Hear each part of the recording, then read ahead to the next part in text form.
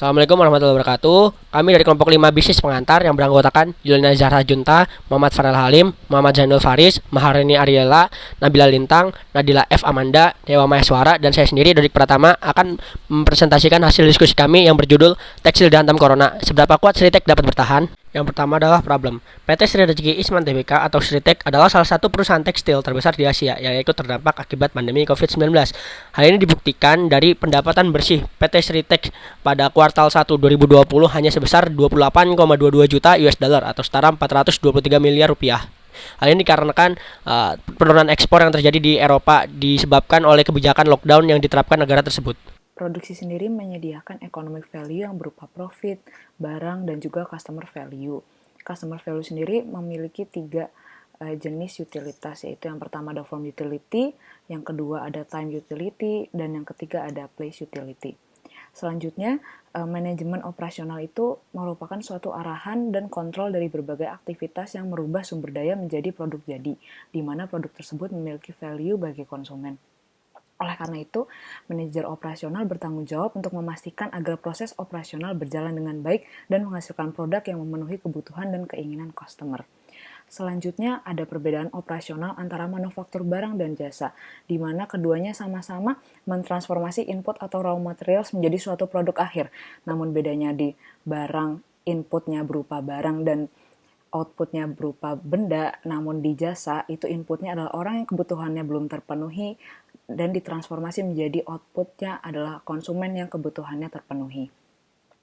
Selanjutnya, ada aspek-aspek mengapa operasional jasa lebih rumit daripada operasional barang. Yang pertama, ada interaksi dengan konsumen. Kedua, jasa dapat dikategorikan sebagai intangible karena produk jasa itu tidak terlihat. Maka, customer melakukan penilaiannya melalui intangible value seperti kenyamanan, kepuasan. Kemudian, unstorable itu maksudnya karena jasa itu tidak dibuat dan tidak disimpan dari jauh-jauh hari, sehingga dikategorikan sebagai unstorable. Kemudian, kehadiran konsumen dalam proses operasional dan terakhir adalah kualitas jasa. Lalu, proses operasional untuk produksi barang dibagi menjadi 2, yaitu make to order dan make to stock. Contoh dari make to order sendiri adalah custom kebaya, dan untuk PT Sritek sendiri menjadi salah satu contoh dari make to stock. Selanjutnya untuk produksi jasa itu ada low contact system, yang dimana konsumen tidak membuat kontak dengan penyedia jasa, seperti contohnya adalah kurir barang, ya, dan yang kedua adalah high contact system, di mana konsumen ikut berproses dari titik awal produksi jasa hingga titik akhir. Contoh dari ini adalah salon, di mana kita datang dari awal hingga akhir.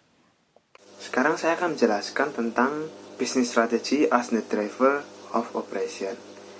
Jadi, setiap perusahaan memiliki strategi yang berbeda-beda dalam menjalankan produksi dan bisnisnya. Walaupun barang yang diproduksi sama, tapi setiap perusahaan memiliki tujuan dan target market yang berbeda-beda. Oleh karena itu, tidak ada standar yang mengatur strategi produksi setiap perusahaan. Fokus yang dilakukan pun berbeda-beda oleh setiap perusahaan. Ada yang berfokus pada kualitas, ada yang berfokus pada harga yang murah, ada juga yang berfokus pada inovasi. Kesuksesan strategi bisnis dan pelaksanaan operasinya dapat membuat sebuah bisnis melakukan ekspansi terhadap operasi bisnisnya, seperti yang dilakukan oleh Sritek. Sritek telah bertahun-tahun berfokus pada kualitas barangnya. Mereka sudah mempertahankan itu sehingga mereka sekarang bisa melakukan ekspor ke berbagai negara. Karena mereka sudah memiliki kualitas produk yang bagus, sekarang mereka bisa melakukan diversifikasi produk atau melakukan inovasi terhadap produk mereka. Sehingga di masa pandemi ini, mereka tetap bisa bertahan walaupun pendapatannya tetap sedikit menurun. Di masa pandemi Sritek ini, mereka lebih mengupayakan bisnis secara online dan melakukan diversifikasi pasar, sehingga ketika ada pasar yang lesu, mereka bisa mencari pasar yang baru, yang potensial untuk menambah revenue bisnis. Mereka juga lebih mengutamakan produk medikal, seperti APD, masker, yang diekspor di berbagai negara. Selanjutnya yaitu operation planning. Operation planning mengantisipasi jumlah pabrik atau fasilitas pelayanan dan jumlah tenaga kerja, peralatan, transportasi, dan penyimpanan yang dibutuhkan untuk memenuhi permintaan barang yang telah ada ataupun barang baru di masa yang akan datang. Operation planning terbagi dalam 5 kategori. Yang pertama yaitu capacity planning. Capacity atau kapasitas di sini adalah jumlah produk yang dapat diproduksi oleh suatu perusahaan. Dalam case ini, untuk menyesuaikan dengan kondisi pandemi, capacity planning yang dapat dilakukan oleh Sritex yaitu mengurangi jumlah produksi dari biasanya. Yang kedua ada location planning. Perencanaan lokasi mempertimbangkan faktor-faktor kedekatan dengan sumber daya input karena lokasi dapat memengaruhi production cost dan juga flexibility. Selanjutnya yaitu ada layout planning. Layout adalah pengaturan peletakan pusat pelayanan, permesinan, peralatan, dan perlengkapan yang menentukan efisiensi perusahaan untuk merespons permintaan konsumen. Untuk location planning dan juga layout planning ini sendiri menurut kami tidak begitu berpengaruh terhadap case yang sedang dibahas. Lalu keempat ada quality planning. Setiap rencana operasi mencakup aktivitas-aktivitas yang memastikan bahwa produk memenuhi standar perusahaan dan konsumen. Untuk quality planning, pada masa pandemi ini Sritex memproduksi masker dan juga APD, maka harus sangat memperhatikan kualitasnya agar sesuai dengan standar ketentuan yang telah ditetapkan oleh WHO. Yang terakhir ada methods planning. Untuk merancang sistem operasi diperlukan identifikasi produk dengan 2 metode perbaikan. Yang pertama yaitu improving process flow.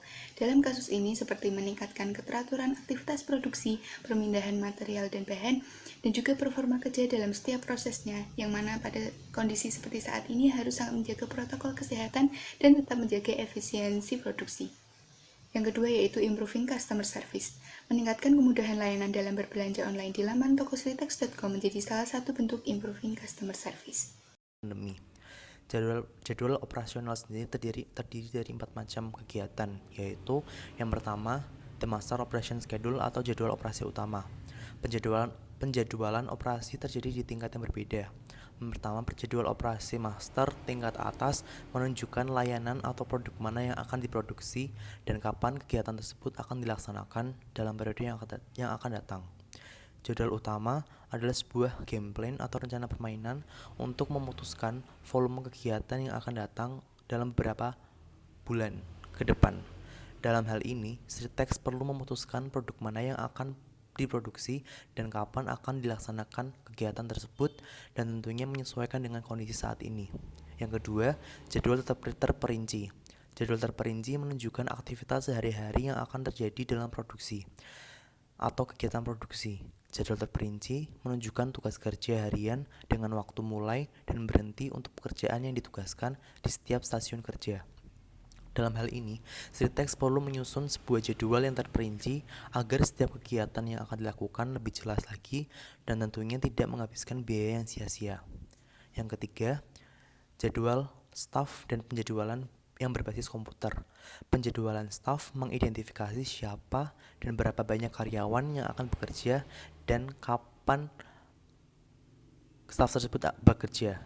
Penjadwalan staf secara umum menetapkan waktu kerja yang ditetapkan di hari-hari mendatang, yang mungkin selama 30 hari atau lebih untuk setiap karyawan pada setiap shift kerja. Di situasi pandemi ini, perusahaan Sritex tentunya akan melakukan proses shifting kepada para karyawannya agar menghindari terjadinya penularan virus COVID-19. Maka dari itu, perlu disusun jadwal shift karyawan. Yang kedua, penjadwalan berbasis komputer, yaitu menggunakan alat seperti perangkat lunak ABS Visual Staff Scheduler yang dapat digunakan dengan mudah untuk menangani aktivitas multi-shift bagi banyak karyawan. Dan yang terakhir, yaitu penjadwalan proyek. Jadwal proyek memberikan koordinasi untuk menyelesaikan proyek skala besar. Operation Controls. Operation Controls adalah sebuah proses di mana perusahaan melakukan pemantauan kinerja dengan cara membandingkan hasil capaian perusahaan dengan rencana dan juga jadwal yang telah disusun perusahaan sebelumnya. Dalam Operation Controls terdapat 2 aktivitas, yang pertama adalah Materials Management dan yang kedua adalah Quality Control.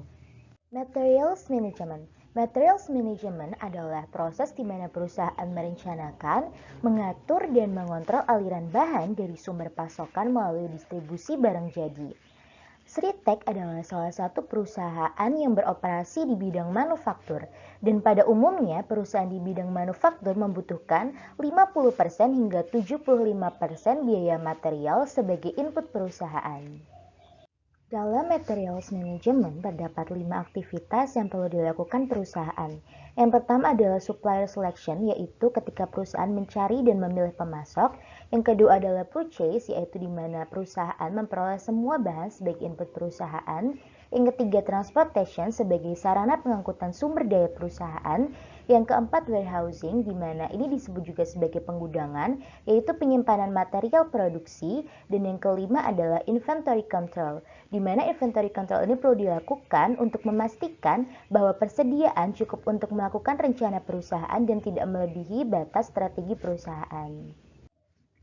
Operation controls. Operation controls adalah sebuah proses di mana perusahaan melakukan pemantauan kinerja dengan cara membandingkan hasil capaian perusahaan dengan rencana dan juga jadwal yang telah disusun perusahaan sebelumnya. Dalam operation controls terdapat 2 aktivitas, yang pertama adalah materials management dan yang kedua adalah quality control. Selanjutnya saya akan membahas tentang quality improvement and total quality management. Yang pertama, the quality productivity connection. Produktivitas adalah ukuran kinerja ekonomi. Ini membandingkan berapa banyak yang dihasilkan dengan sumber daya yang digunakan untuk memproduksinya. Di sini ada rumus labor productivity of a country. Persamaan ini menggambarkan gagasan umum produktivitas. Ketika sumber daya digunakan lebih efisien, kuantitas output tentu lebih besar. Yang kedua ada managing for quality. Total Quality Management atau TQM mencakup semua kegiatan yang diperlukan untuk mendapatkan barang dan jasa berkualitas tinggi ke pasar. TQM dimulai dengan kepemimpinan dan keinginan untuk terus meningkatkan proses dan produk. Ini harus mempertimbangkan semua aspek bisnis termasuk pelanggan, pemasok, dan karyawan. The cost of poor quality. Seperti halnya produsen barang, penyedia layanan dan pelanggan mengalami tekanan finansial dari produk layanan berkualitas buruk. Yang kedua adalah quality ownership, taking responsibility for quality. Untuk memastikan barang dan jasa berkualitas tinggi, banyak perusahaan menetapkan tanggung jawab untuk beberapa aspek TQM ke departemen atau posisi tertentu. Bagian yang ketiga, tools for total quality management. Yang pertama ada value added analysis, mengacu pada evaluasi semua aktivitas kerja, alur material, dan dokumentasi untuk menentukan nilai yang mereka tambahkan untuk pelanggan. Yang kedua ada quality improvement teams. Tujuan tim ini adalah untuk meningkatkan metode kerja mereka sendiri dan produk yang mereka buat. Yang ketiga ada getting closer to the customer. Berhasil bisnis mengambil langkah-langkah untuk mengetahui apa yang pelanggan mereka inginkan dalam produk yang mereka konsumsi. Yang keempat ada the ISO atau International Organization for Standardization Series. Label ISO ini adalah tanda pencapaian kualitas yang dihormati di seluruh dunia dan di beberapa negara itu adalah persyaratan untuk melakukan bisnis. Yang terakhir adalah Business Process Reengineering. Reengineering adalah proses desain ulang yang mendasar dan desain ulang radikal proses bisnis untuk mencapai peningkatan dramatis yang diukur dengan biaya, kualitas, layanan, dan kecepatan. Penambahan nilai melalui rantai pasok. Rantai pasok adalah aliran informasi, material, dan jasa yang bermula dari pemasok barang mentah dan secara kontinu menambah nilai barang tersebut ketika melewati tahapan dalam rantai hingga barang tersebut mencapai konsumen akhir. Lalu ada manajemen rantai pasok, di mana manajemen rantai pasok melihat tahapan-tahapan pada rantai sebagai sistem yang secara keseluruhan bisa dikembangkan dan dapat meningkatkan nilai akan suatu produk dan menciptakan keunggulan kompetitif. Di sini diberikan contoh terkait dengan roti, di mana rantai pasok yang pertama adalah petani gandum. Petani gandum memberikan gandumnya ke pegudang, storage, lalu gandum diberikan ke pengolahan, di mana gandum diolah menjadi tepung. Tepung dibawa ke produsen roti, lalu diberikan ke distributor untuk disebarkan ke toko-toko roti, dan di toko roti dibeli oleh konsumen. Selanjutnya ada rekayasa rantai pasok. Hal ini dilakukan agar proses dari rantai pasok menjadi semakin lancar dan efisien. Efisiensi biaya. Apabila komunikasi antar tahap terjalin dengan baik, maka aliran barang atau bahan akan menjadi lebih mudah sehingga menurunkan biaya seperti holding cost. Kualitas akan produk. Spesifikasi akan bahan dan material dapat dikomunikasikan antar tahap sehingga mengurangi kesalahan produk dan kualitas tetap terjaga. Mengurangi waktu pengiriman. Sinergi antara perusahaan membuat jadwal produksi maupun pengiriman menjadi lebih sinkron sehingga lead time dapat dikurangi. Lalu ada outsourcing, membayar pemasok dan distributor untuk melakukan bisnis proses tertentu atau untuk menyediakan bahan atau layanan yang dibutuhkan. Hal ini biasanya dilakukan untuk memperkecil biaya produksi atau untuk memusatkan perhatian kepada hal utama dari perusahaan. Contoh, chip Apple diproduksi oleh Samsung. Kesimpulannya yaitu, dalam keadaan sulit seperti ini, PT Sritek harus bisa berinovasi dan juga mengubah sedikit manajemen dalam memproduksi barangnya. Hal ini diperlukan untuk menyesuaikan keadaan saat ini, di mana Indonesia memberlakukan PSBB sehingga berpengaruh pada proses produksi dan ketersediaan bahan baku. Hal ini agar PT Sritek dapat bertahan di situasi seperti saat ini dan juga tidak mengalami kebangkrutan seperti perusahaan-perusahaan lainnya. Saran dari kami untuk Sritek agar dapat bertahan di pandemi COVID-19 ini yang pertama adalah berfokus memproduksi tekstil yang dibutuhkan saat ini. Karena saat ini banyak masyarakat dan juga tenaga medis yang membutuhkan masker dan APD. Hal ini dilakukan agar Sritek dapat terus beroperasi dan juga memutar modalnya. Yang kedua, lebih menekankan penjualan secara online. Hal ini dilakukan agar Sritek dapat menjual langsung produknya kepada konsumen sehingga dapat mempercepat laju penjualan.